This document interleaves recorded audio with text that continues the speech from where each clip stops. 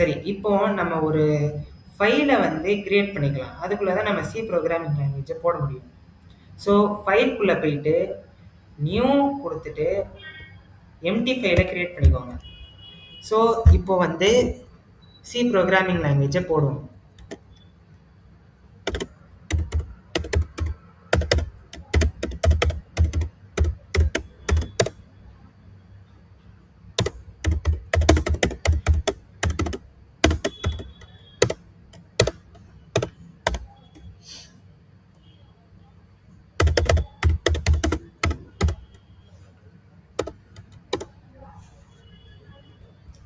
So இதுதான் C programming லாங்குவேஜோட structure.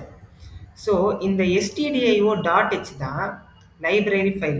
அந்த library file தான் சி புரோகிராமிங் லாங்குவேஜுக்கு தேவையான எல்லாமே இருக்கும். ஸோ நம்ம ஹேஷ் இன்க்ளூடு யூஸ் பண்ணுறோன்னா, நம்ம ஒரு லைப்ரரி ஃபைல் யூஸ் பண்ண போகிறோம்னு அர்த்தம். அதுக்கப்புறம் இன்ட் மெயின்.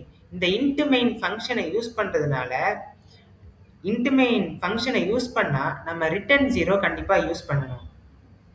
அதுக்கப்புறம் இந்த ஓப்பன் பிராக்கெட், க்ளோஸ் பிராக்கெட் அதுக்குள்ள தான் நம்மளோட கோடை வந்து யூஸ் பண்ண போறோம். ஸோ நம்ம எப்படி சி புரோகிராமிங் லாங்குவேஜ்ல ஒரு டெக்ஸ்ட்டை வந்து பிரிண்ட் பண்றதுன்னு பார்ப்போம்.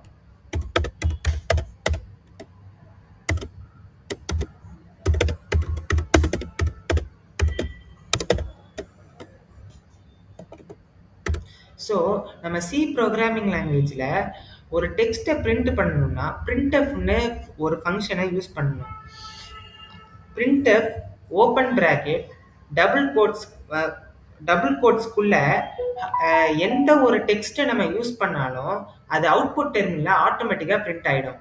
அதுக்கப்புறம் நம்ம printf ஃபங்க்ஷனை யூஸ் பண்ணி செமிகோலனை வந்து போடணும். செமிகோலன் யூஸ் பண்ணாதான் ஃபங்க்ஷன் வந்து எண்ட் ஆயிடுச்சுன்னு அர்த்தம். ஃபார் எக்ஸாம்பிள் நம்ம ஒரு சென்டென்ஸை முடிக்கணும்னா ஃபுல் ஸ்டாப் யூஸ் பண்ணுவோம். அதே மாதிரி நம்ம ஒரு printf ஃபங்க்ஷனை யூஸ் பண்ணுறோன்னா செமிகோலனை யூஸ் பண்ணணும். இப்போ நம்ம ரன் பண்ணி பார்ப்போம். ஸோ நம்ம வந்து ஒரு சி புரோகிராமிங் லாங்குவேஜை ரன் பண்ணணும்னா நம்ம அதுக்கு முன்னாடி அதை சேவ் பண்ணிக்கணும். நான் வந்து டாக்குமெண்ட்ஸில் ஹலோ வேர்ல்டுன்னு சேவ் பண்ணிக்கிறேன்.